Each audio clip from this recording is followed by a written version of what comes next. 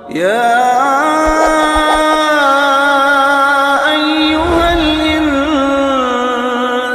ما غرك بربك الكريم.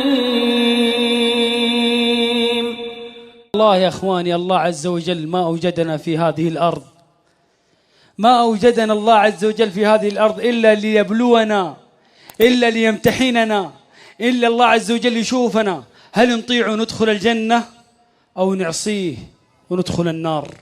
يا أحبابي، الله عز وجل يقول: تبارك الذي بيده الملك وهو على كل شيء قدير،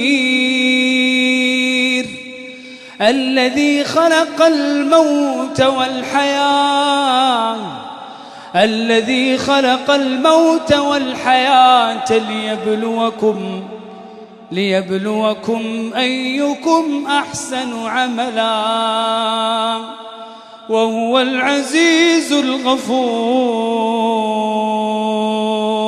يا إخواني، الله عز وجل ما أوجدنا في هذه الأرض إلا من أجل أن نوحده، أن نعبده. الله عز وجل يقول: وذكر فإن الذكرى تنفع المؤمنين،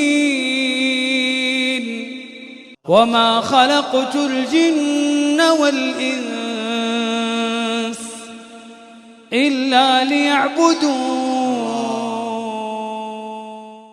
تبارك الذي نزل الفرقان على عبده ليكون للعالمين نذيرا.